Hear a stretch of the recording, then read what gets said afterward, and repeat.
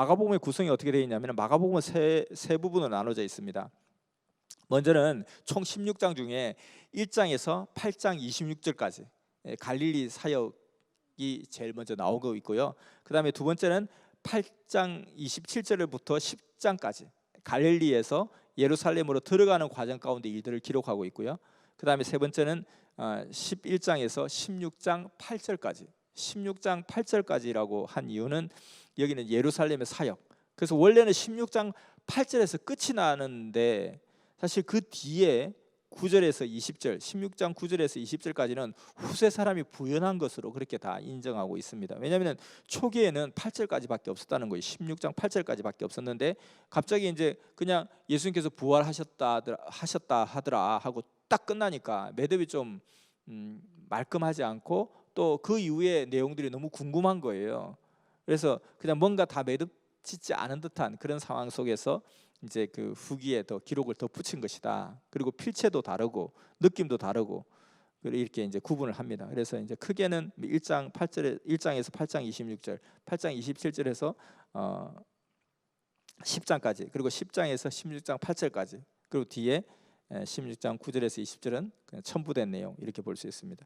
이 마가복음의 핵심적인 어떤 그 주제, 핵심은 뭘까? 십자가의 순환 사건을 기록하고 있습니다. 십자가의 순환은 약 3분의 1 정도, 전체 내용의 3분의 1 정도가 기록되어 있는데요.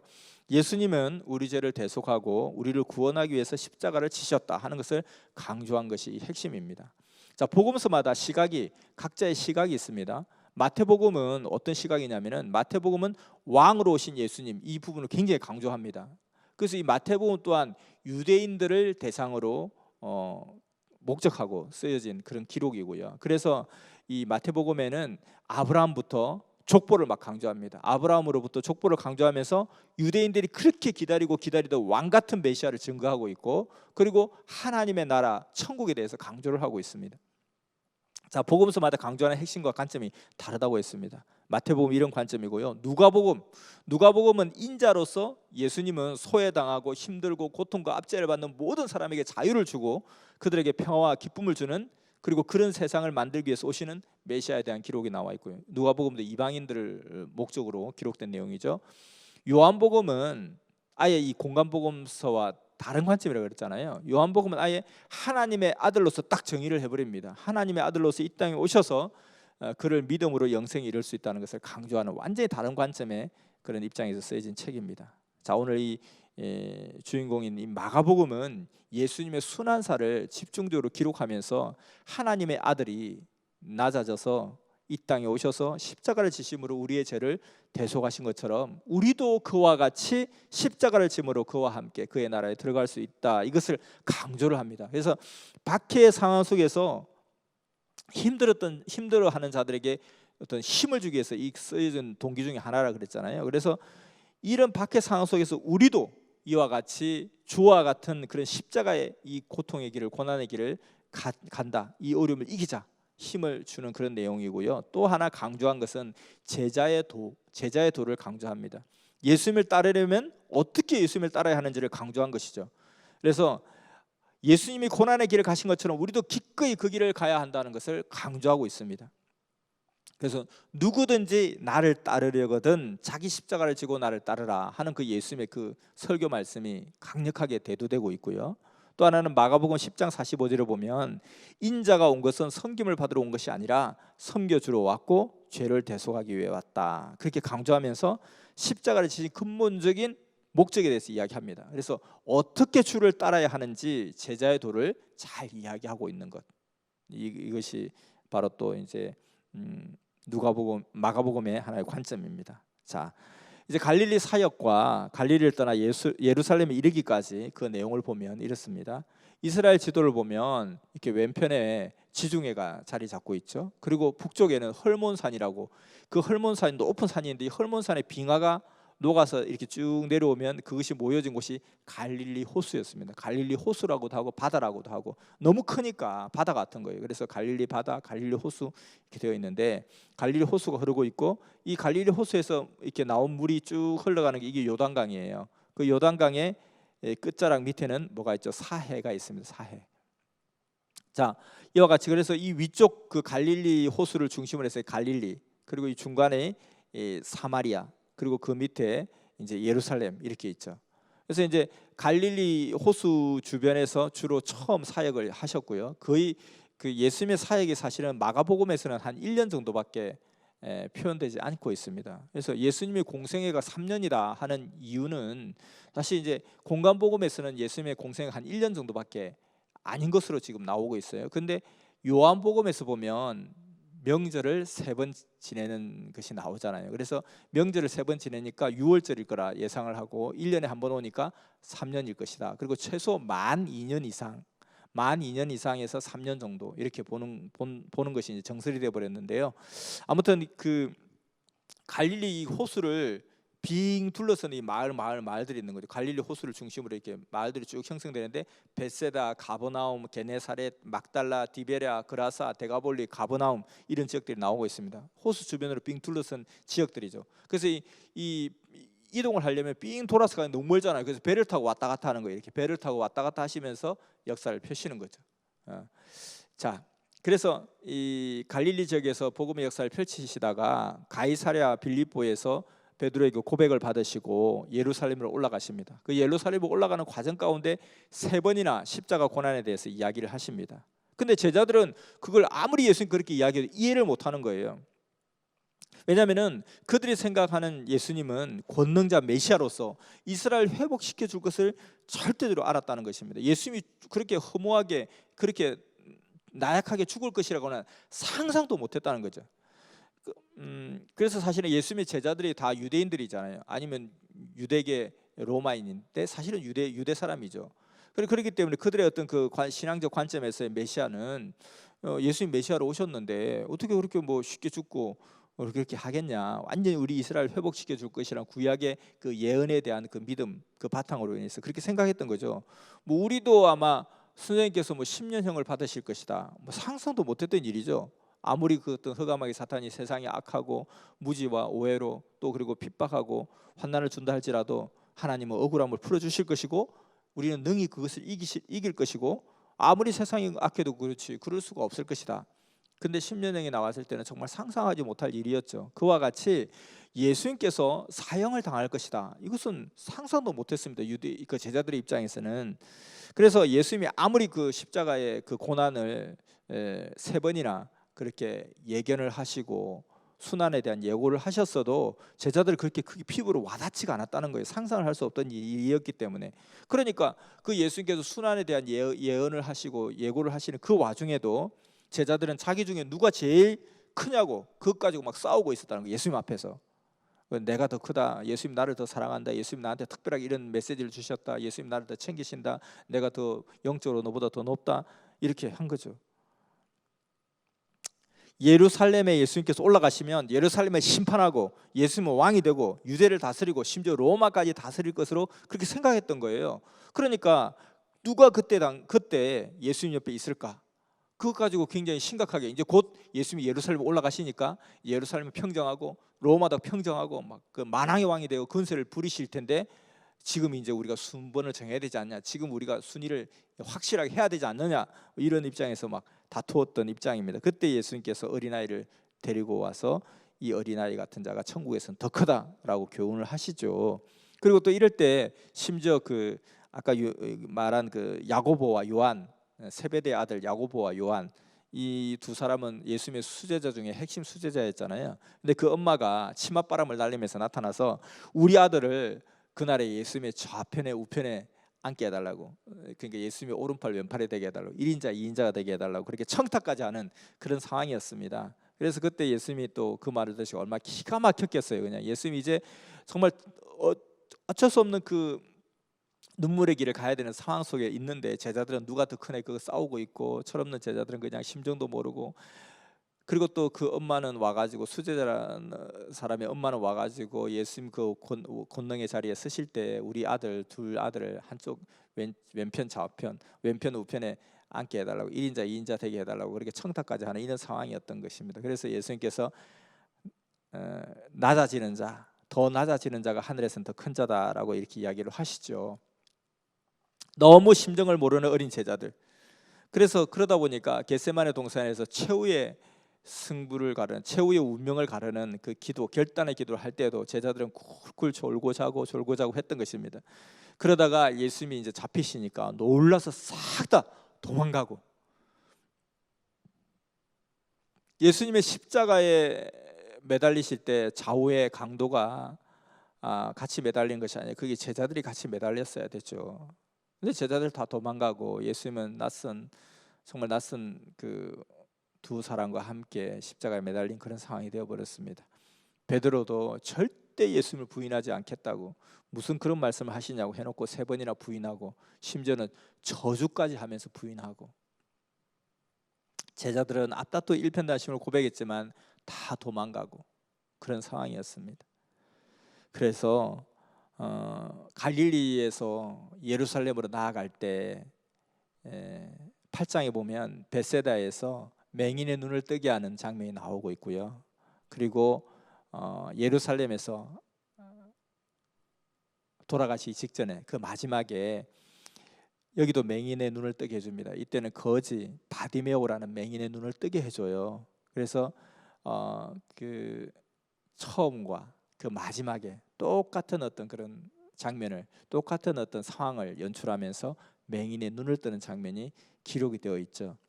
이것은 제자들이 눈을 뜨기를 기대하는 그런 입장에서 그 행위를 통해서 깨닫게 해주시는 거죠. 이렇게 너희들도 맹인이다, 너희도 눈을 뜨라, 이것을 갖다가 삶을 통해서 보여주신 그런 내용이라고 볼 수 있습니다. 자, 예수님께서는 이대로는 예루살렘에서 승리할 가능성이 전혀 없다는 것을 아시고, 반전을 전혀 기대할 수 없다는 것을 아시고 고난의 길을 선택하시게 됩니다. 그렇게 이제 그 예수님께서 이제 고난의 길을 선택하시고 그 길을 이제 가게 되신 거죠.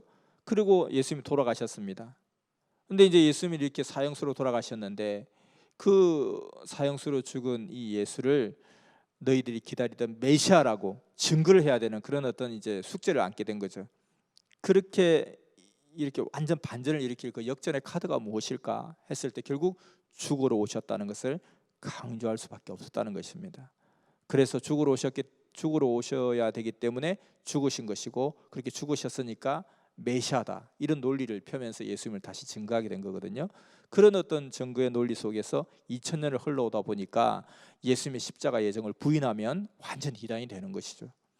이러한 2000년의 역사를 완전히 뒤집어 엎은 것이 바로 우리 선생님의 말씀인 것입니다. 십자가의 죽음은 원래 뜻이 아님을 누가 말할 수 있겠습니까? 그래서 오리지널 예수님, 역사적인 예수님, 순수한 사람으로서 예수님을 잘 모르고 예수님은 성자 또는 예수님은 하나님 이렇게 부각했던 그 2000년 기독교 역사에게 선생님께서 그것을 완전히 깨어버린 것이죠. 오늘날 십자가 예정을 절대적으로 이야기하지만 정작 예수님께 직접 배운 선생님은 예수님의 심정과 뜻을, 그리고 진실을, 복음의 오리지널 말씀을 찾게 되었죠. 그런 입장에서 이 마가복음을 보면 정말 예수님의 심정과 시대의 사명자의 심정을 뜨겁게 느낄 수 있고, 또 제자의 길이 무엇인지를 다시금 생각하게 되고, 우리는 정말 주 앞에 일편단심의 마음을 그 2000년 전의 제자들처럼 각오를 하지만 예수님이 잡히시던 날에 다 도망가고, 예수님의 그 십자가의 그 마지막 길까지 따랐던 사람들은 그 마리아 그리고 또 마가, 이런 어떤 12제자 중에 한 사람도 같이 동행한 사람이 없잖아요. 그리고 그 요한은, 사랑의 제자 요한은 그 예수님의 마지막 유언의 그 부탁을 듣고 또 어머니 마리아를 끝까지 죽을 때까지 모시는 그런 또 삶도 있었고요. 어떤 그 제자의 도, 정말 제자의 도는 이와 같이 누구든지 나를 따르려거든 자기 십자가를 지고 나를 따르라, 이렇게 했던 걸 생각하게 됩니다. 자, 예수님의 사후, 자 16장 8절에 보면 예수님이 돌아가시고 부활하셔서 천사들이 그 기쁜 소식을 전했더라 하고 탁 끝나버려요. 그러니까 너무 갑자기 탁 끝나니까 너무 아쉬워서 뒷이야기를 궁금해하는 그런 상황에서 뒷이야기를 덧붙였다, 그렇게 이야기했습니다. 자, 이제 이 시대 마지막으로, 이 시대 우리에게 이 전하는 마가복음의 의미는 무엇일까? 자, 복음은 기쁜 소식이라고 했습니다. 이 기쁜 소식의 의미, 이 복음은 어디에서 유래되냐면은 전쟁에서 이겼을 때 그 이겼다는 소식을 전하는 것에서 유래되었습니다. 우리가 잘 아는 마라톤의 그 유래가 있죠. 그리스의 그리스 이제 페르시아 세계 초강대국이었던 페르시아가 그리스를 침공해 왔을 때 그 강력했던 스파르타도 깨지고 이제 마지막 남은 그리스가 남았는데 여기에서 이제 우리는 이제 초토화 되겠구나, 우리 모두는 몰살당하겠구나, 우리는 이제 마지막이구나 하는 그 차원에서 그리스가 페르시아에게 아주 기적적인 승리를 하게 되죠. 그래서 그 조마조마하게 이제 오늘 죽을까 내일 죽을까, 이제 저 전선 인물이 우리 다 죽네 하는 그 시민들 앞에, 그 가족들 앞에 기쁜 소식을 전하기 위해 달려왔던 겁니다. 우리가 이겼다고. 그 소식을 들었을 때 사람들은 얼마나 기뻤겠어요. 우리 죽을 수밖에 없는데, 나뿐만 아니라 우리 모든 시민들이 다 죽을 수밖에 없는 상황 속에서 우리가 이겼다, 우리가 이제 살아난다, 이렇게 생각했을 때 그 기쁜 소식이죠. 이게 복음의 의미였습니다. 자, 이와 같이 우리를 구원하기 위해서 메시아가 왔다, 그 모든 삶의 소식들이 복음인 것입니다. 복음서는 로마가 다스리는 세계가 아니라 하나님이 다스리는 세계, 하나님의 나라가 이 땅에 온 것을 증거하는 것이 바로 이 복음인 것입니다.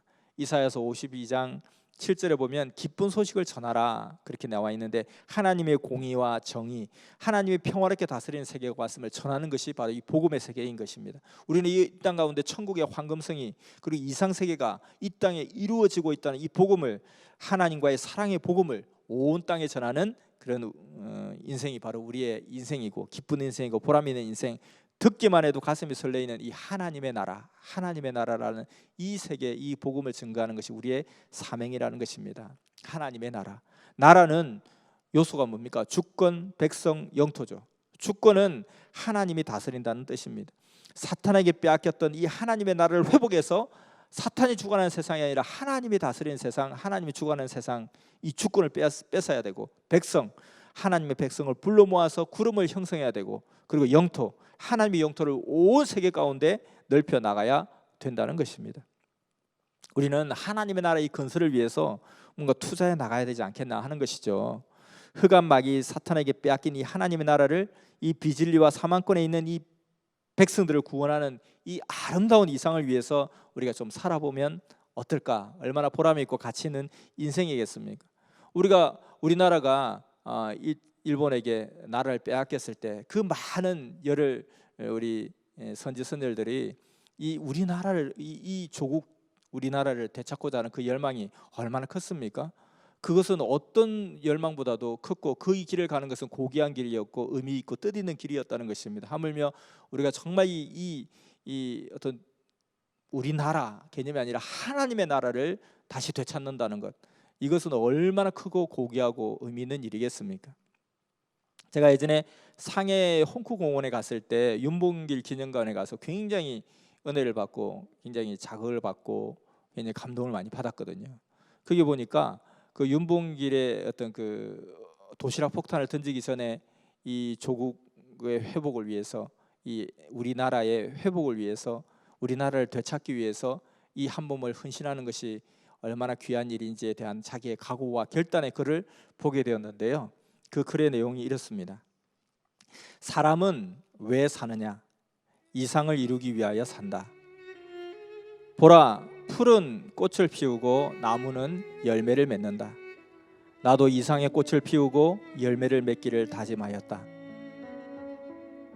우리 청년의 시대에는 부모의 사랑보다, 형제의 사랑보다, 처자의 사랑보다도 더 한층 강력한 사랑이 있는 것을 깨달았다. 나라와 결의에 바치는 뜨거운 사랑이다. 나의 우로와 나의 강상과 나의 부모를 버리고라도 그 강렬한 사랑을 따르기로 결심하여 이 길을 택하였다. 자, 이렇게 자기 자기 마음의 고백을 하고 있더라고요. 참 멋지지 않습니까? 이 사람이 25살 젊은 나이였어요. 충청도의 아주 부유한 집안의 양반 집안에서 떵떵거리고 살 수 있는 그런 상황 속에서 처자식을 버리고 그 머나먼 이국 땅에서 25살 젊은 나이에 두 눈이 감긴 채 총살을 당하는 그 참혹한 길을 기꺼이 갔던 그 결단을 가져왔던 그 원동력이 무엇일까? 바로 나의 나라의 회복, 나의 나라 회복, 나의 나라를 되찾겠다는 그 열망이 이렇게 결단하고 각오하면서 정말 우리 청년의 시대에 부모의 사랑보다, 형제의 사랑보다, 처자의 사랑보다 더 한층 강력한 사랑이 있는 것을 나는 깨달았다. 나라와 결의에 바치는 뜨거운 사랑이다. 나의 우로와 나의 강산과 나의 부모를 버리고라도 그 강렬한 사랑을 따르기로 결심하여 이 길을 택하였다 하고 그렇게 기꺼이 죽음의 길을 갔던 것입니다. 우리는 사탄에게 빼앗긴 이 하나님의 나라를 되찾고 이 위대한 하나님의 나라를 이 땅에 실현하는 이 위대한 삶을 사는 자들입니다. 이러한 고귀한 뜻을 위해서 부름받은 우리들입니다. 이 영원한 진리를 위해서, 이 영원한 하나님의 나라의 회복을 위해서, 그 나라 건설을 위해서 우리도 목숨을 한번 걸어보지 않겠습니까? 얼마나 가치 있고 보람이 있는 인생이 아니겠습니까? 이보다 더 고귀한 인생이 어디 있겠습니까?